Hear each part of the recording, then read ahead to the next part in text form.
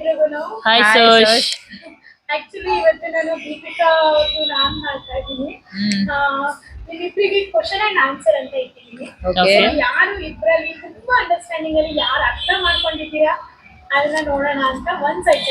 Okay, okay. ನಿಮ್ಮಿಬ್ರು friendship ಏನಕ್ಕೆ ಆತರ ಕ್ವಶನ್ ಅಂಡ್ ಆನ್ಸರ್ ಅಂತ ಅಂದ್ರೆ you have around 45 something, she is 30+.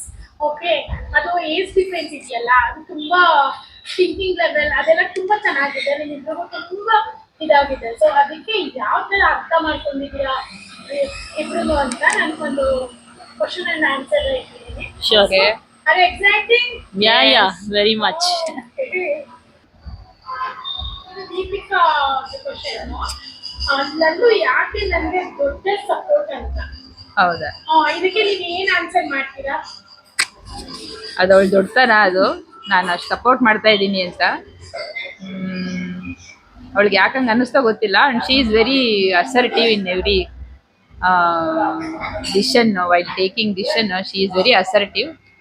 ನಾನೇನು ಅದಕ್ಕೆ ಸಪೋರ್ಟ್ ಮಾಡ್ಬೇಕಂತ ಏನಿಲ್ಲ, but in times of crisis ಅಥವಾ ಇನ್ ಟೈಮ್ಸ್ ಆಫ್ ಅವಳು ಡೌನ್ ಆಗಿರ್ತಾಳೆ ಅನ್ನೋ ಟೈಮಲ್ಲಿ ನಾನು ಸಪೋರ್ಟ್ ಮಾಡ್ತಾ ಇರ್ತೀನಿ. ಯಾಕೆಂದರೆ ನನಗೂ even I have gone through such situation sometimes.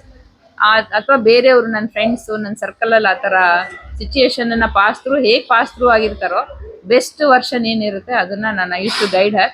ಅದನ್ನು ಅವಳು ಸಪೋರ್ಟ್ ಅಂತ ತಗೊಂಡಿರೋದು ಅದು ನನಗೆ ದೊಡ್ಡ ಕ್ರೆಡಿಟ್ ಅಂತ ಹೇಳ್ಬೋದು. ನೈಸ್. ಹೌದು.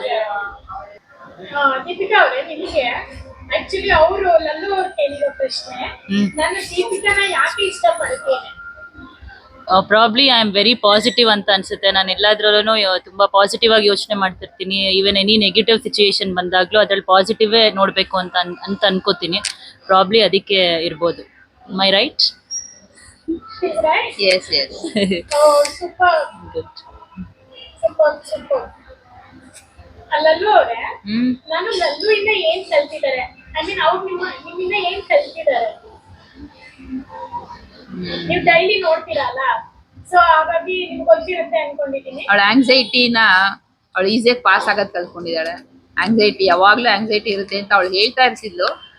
ಆದರೆ ಅದನ್ನ ಈಗ now she has surpass that situation. Everything she'll ಒಂಥರ ಕಂಟ್ರೋಲ್ ತಗೋತಾಳೆ ಎಲ್ಲ ಸಿಚುಯೇಷನನ್ನು. ಅದರಿಂದ ಅದು ಆ ಥರ ಅವಳಿಗೆ ಅನ್ಸಿರ್ಬೋದು. ಹೌದು. ಪ್ರಾಬ್ಲಿ ಇನ್ನೊಂದೇನಂದ್ರೆ ಅವ್ರು ತುಂಬಾ ಇಂಡಿಪೆಂಡೆಂಟ್ ಆಗಿ ಯೋಚನೆ ಮಾಡ್ತಾರೆ. ಇಂಡಿಪೆಂಡೆಂಟ್ ಆಗಿರೋದು ಹೇಗೆ ಅಂತ ನಾನು ತುಂಬಾ ಕಲ್ತ್ಕೊಂಡಿದ್ದೀನಿ ಅವ್ರನ್ನ. ಯೂಶಲಿ ನಾನು ಹೆಂಗ್ ಅನ್ಕೋತಾ ಇದ್ದೆ ಅಂದ್ರೆ I should always depend on someone ಅಂತ ಅನ್ಕೋತಾ ಇದ್ದೆ. ಬಟ್ ಅವ್ರನ್ನ ನೋಡಿದ್ಮೇಲೆ ಹೇಗೆ ಇಂಡಿಪೆಂಡೆಂಟ್ ಆಗಿರಬಹುದು ಅನ್ನೋದನ್ನ ಕಲ್ತ್ಕೊಂಡೆ. ಕೇಳಿರೋ ಪ್ರಶ್ನೆ ದೀಪಿಕಾ ನಿಮ್ಗೆ ಏನಂದ್ರೆ, ಅವರು ನಿಮ್ಮನ್ನ ಯಾವಾಗ ಮೀಟ್ ಆಗಿದ್ದು ಅಂದ್ರೆ ನಿಮ್ಗೆ ಏನಾದ್ರು ಗೊತ್ತಾ? 2022 ನಲ್ಲಿ ಮಾರ್ಚ್ ನಲ್ಲಿ ಮೀಟ್ ಆಗಿದ್ದು ಅಂತ ಅನ್ಸುತ್ತೆ. ಪ್ರಾಬ್ಲಿ ನಾನು ವರ್ಕೌಟ್ ಮಾಡಕ್ ಹೋಗ್ತಿದ್ದೆ, ಅವ್ರು ವರ್ಕೌಟ್ ಮುಗಿಸ್ಕೊಂಡು ಹೋಗ್ತಾ ಇದ್ರು. ಆ ಟೈಮಲ್ಲಿ ಪರಿಚಯ ಆಗಿತ್ತು. ಕರೆಕ್ಟ್. ಆಲ್ಮೋಸ್ಟ್ ಎಲ್ಲ ಅರ್ಥ ಮಾಡ್ಕೊಂಡಿದ್ದೀರಾ. ನಾನು ಕೇಳೋ ಕ್ವಶನ್ ಎಲ್ಲ ಆನ್ಸರ್ ಮಾಡ್ತಿದ್ದೀರಾ. ತಿಳ್ಕೊಂಡ್ಬಿಟ್ಟಿದ್ದೀವಿ ಜಾಸ್ತಿ. ಲಲ್ಲು ಅವರೇ, ದೀಪಿಕಾ ಕೇಳಿರೋದು ಅವರು ಯಾವ ಪಾತ್ರಕ್ಕೆ ಯಾವ ಕ್ಯಾರೆಕ್ಟರ್ ಅದೇ ಕ್ಯಾರೆಕ್ಟರ್ ಯಾವ್ದು ಇಷ್ಟ ಅಂತ ಕೇಳಿದ್ದಾರೆ. ನಾನು ಕೆಲವು ಸೀಕ್ರೆಟ್ಸ್ನ ಯಾರ ಹತ್ರ ಏನು ಹೇಳಕ್ ಹೋಗಲ್ಲ. ಈಗ ನನ್ಗೇನೋ ಗೊತ್ತಿರುತ್ತೆ, ಅದನ್ನ ನಾನು ಇನ್ಯಾರ ಹತ್ರ ಹೇಳಕ್ ಹೋಗಲ್ಲ. ಹೇಳ್ಬೇಕಂದ್ರೆ ಅವಳೇ ಹೇಳ್ಬೇಕು, ನಾನ್ ಯಾಕೆ ಹೇಳ್ಬೇಕಂತ. So sweet. ಮೋಸ್ಟ್ಲಿ ಅದು ಅವಳು ತುಂಬಾ ಇಷ್ಟ ಆಗುತ್ತೆ ಅನ್ಸುತ್ತೆ. ಆಮೇಲೆ ಅವಳು ಎಂತ ಟೈಮಲ್ಲಿ ಕಾಲ್ ಮಾಡಿದ್ರು ಸೆಕೆಂಡ್ ಕಾಲ್ಗೆ ಐ ಪಿಕ್ ದ ಕಾಲ್, ಏನೋ ಇರುತ್ತೆ ಅಂತ. ಅವಳು ಆ ಥರದ್ದು ಏನೋ ಇರುತ್ತೆ, ಅವಳು ಆ ಟೈಮಲ್ಲಿ ಸ್ಟ್ರೆಸ್ ಬಸ್ಟ್ ಆಗ್ಬೇಕು ಅಂತಂದ್ರೆ ಫಸ್ಟೇ ಕಾಲ್ ಮಾಡ್ತಾಳೆ ಅಂತ ನನಗೆ ಗೊತ್ತಿರುತ್ತೆ. Then I pick the call.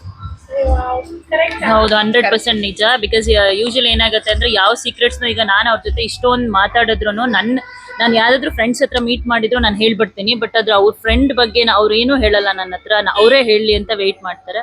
So that's the very interesting and ನನಗೆ ತುಂಬ ಇಷ್ಟ ಆಗುತ್ತೆ ಕ್ಯಾರೆಕ್ಟರ್. ಮುಂದಿನ 5 ವರ್ಷಗಳಲ್ಲಿ ನಾನು ಅವ್ರನ್ನ ಎಲ್ಲಿ ನೋಡ್ಬೇಕೆಂದು ಬಯಸ್ತೇನೆ ಅಂತ. ಪ್ರಾಬಬ್ಲಿ ನಾನೊಂದು ಸಕ್ಸಸ್ಫುಲ್ ವಿಮೆನ್ ಆಂಟ್ರಪ್ರಿನರ್ ಆಗಿರ್ಬೇಕು ಅನ್ನೋದನ್ನ ಅವ್ರು ಇಷ್ಟಪಡ್ತಾರೆ. Not less than range rover ಅಲ್ಲಿ ಹೌದು ಓಡಾಡ್ಬೇಕು. She always meet me in not Range. 5 years, within another 2.5 years. Exactly. I have given her a deadline of 3 years. Now 6 months are passed. Another 2.5 years is there. So ಹಾಗಿದ್ರೆ ನಮ್ಮನ್ನು ಕರ್ಕೊಂಡು ಹೋಗಿ ಒಂದು 100%. 100% ಸುಷ್ಮಿತಾ. ಅವ್ರು question ಕೇಳಿರೋದು. So ನಿಮ್ದು ಒಂದು habit ಅವ್ರಿಗೆ ಇಷ್ಟ ಆಗಲ್ಲ ಅದು ಯಾವುದು ಅಂತ. ನಾನು ನೆಟ್ಫ್ಲಿಕ್ಸ್ ಗೆ ತುಂಬಾ ಅಡಿಕ್ಟೆಡ್ ಆಯ್ತಾ. ಕೊರಿಯನ್ ಡ್ರಾಮಾ, ಚೈನಾ ಡ್ರಾಮಾ ತುಂಬಾ ನೋಡ್ತಿರ್ತೀನಿ. ಯಾವ ಮಟ್ಟಕ್ಕಂದ್ರೆ 24/7 ನೋಡ್ತಾನೆ ಇರ್ತೀನಿ. ಅದವಳಿಗೆ ಇಷ್ಟ ಇಲ್ಲ. ಸ್ವಲ್ಪ ಓದಿ ವರ್ಕೌಟ್ ಮಾಡಿ ಅಥವಾ ವಾಕ್ ಮಾಡಿ ಅಂತಿರ್ತಾಳೆ. ನಾನು ಅದ್ ಮಾಡಲ್ಲ. ಅದು ಎಕ್ಸಾಕ್ಟ್ಲಿ 100% ನಿಜ. ಬ್ಯಾಡ್ ಹ್ಯಾಬಿಟ್ ಅಂತ ಅವಳು ಅನ್ಕೊಂಡಿದ್ದಾಳೆ. ನಾನಂತ ಕೇಳಿಲ್ಲ ನಿಮ್ಗೆ ಕೇಳಿ. ಲೈಕ್ ನಿಮ್ಮೆದಿಗೆ ಇಷ್ಟೆಲ್ಲ ಲೈಕ್ ಟ್ಯಾಲೆಂಟೆಡ್ ಮತ್ತೆ ಮೆಂಟಾಲಿಟಿ ಬರಕ್ಕೆ ಏನ್ ಕಾರಣ? ದೀಪಿಕನಂತ ಹೆಂಗ್ ಫ್ರೆಂಡ್ಸ್. ದೀಪಿಕಾ ಲಲ್ಲು ಅವ್ರು ಕೇಳಿದ್ದಾರೆ, ನಿಮ್ದು ಸ್ಟುಡಿಯೋ ಇದೆಯಲ್ಲ ಮ್ಯಾನಿಫೆಸ್ಟೋ, ಆ ಸ್ಟುಡಿಯೋ ಪ್ರಾರಂಭ ಮಾಡೋದ್ರಿಂದ ಏನೇನ್ ಬದಲಾವಣೆ ಆಗಿದೆ ಅಂತ. ನಾನಾ ಹಾ ಹೌದು, ನೀವು ನಾನು ಸ್ವಲ್ಪ ತುಂಬಾ ಲೇಜಿ ಆಗಿದ್ದೆ. ಬೆಳಗ್ಗೆ ಬೇಗ ಎಲ್ಲ ಎದ್ದೇಳ್ತೀನಿ. ಆಮೇಲೆ ಆನ್ ಟೈಮ್ ನಾನು ತುಂಬಾ ಲೇಜಿ ಮತ್ತೆ ಟೈಮ್ ಸೆನ್ಸ್ ಇರ್ಲಿಲ್ಲ. ಅದು ಸ್ವಲ್ಪ ಇಂಪ್ರೂವ್ ಆಗಿದೆ ಅಂತ ಅನ್ಕೋತೀನಿ. ಹಾಗಿದ್ಯಾ? ಕರೆಕ್ಟ್ ಅದು ಕರೆಕ್ಟ್ ಆಗಿದೆ. ಆಮೇಲೆ ಈಗ ಅವಳಿಗೆ ಆಂಗ್ಸೈಟಿ ಇಶ್ಯೂಸ್ ಅಂತ ತುಂಬಾ ಯಾವಾಗ್ಲೂ ಇರ್ತಿತ್ತು. Now she is not facing that. ಅವಳಿಗೆ ಎಲ್ಲಾನು ಸಿಚುವೇಶನ್ ಅಂಡರ್ ಕಂಟ್ರೋಲ್ ಅವಳಿಗೆ ಇವಾಗ.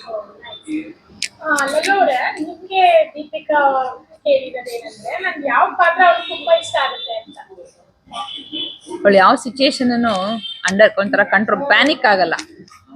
ಫಾರ್ ಎಕ್ಸಾಂಪಲ್ ಡ್ರೈವಿಂಗ್ ಮಾಡುವಾಗ್ಲಾದ್ರೆ ಎಷ್ಟೇ ಟ್ರಾಫಿಕ್ ಇರ್ಲಿ ಅವಳು ಪ್ಯಾನಿಕ್ ಆಗದೇನೆ ಅದೊಂಥರ ಕಂಟ್ರೋಲ್ ತಗೋತಾಳೆ. Let's do it, come on will do it ಅಂತ ಸಿಚುವೇಶನ್ ಹ್ಯಾಂಡಲ್ ಮಾಡ್ತಾಳೆ. ಅದು ತುಂಬಾ ಇಷ್ಟ ನನಗೆ. ಆಲ್ಮೋಸ್ಟ್ ಎಲ್ಲ ಕಲ್ತ್ಕೊಂಡಿದ್ದೀರಲ್ಲ, ಹೌದು. ಪಾಸಿಬಲ್ ಆಕ್ಚುಲಿ ಈ ಕ್ವಶನ್ ಒಬ್ರಿಗೊಬ್ರಿಗೂ ಗೊತ್ತೇ ಇಲ್ಲ.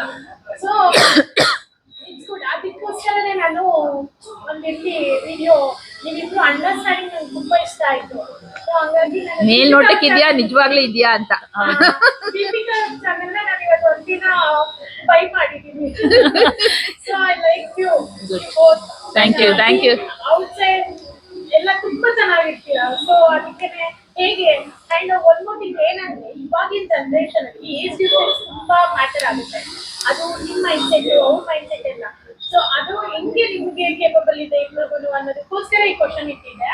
ಸೊ ಇಬ್ರು ತುಂಬಾ ಚೆನ್ನಾಗಿ ಆನ್ಸರ್ ಮಾಡಿದ್ದೀರಾ. ನಿಮ್ಮಿಬ್ರಿಗೂ ಏನ್ ಅನ್ಸುತ್ತೆ? ಇಬ್ರು ಹೆಂಗೆ ಅಂದ್ರೆ ನಿಮ್ಗೆ ಏನ್ ಅನ್ಸುತ್ತೆ? Nice actually. ನಿಮ್ಗೆ ಅವ್ರನ್ನ ಎಷ್ಟು ಅರ್ಥ ಮಾಡ್ಕೊಂಡಿದೀನಿ ಅಂತ ಅನ್ನಿಸ್ತು?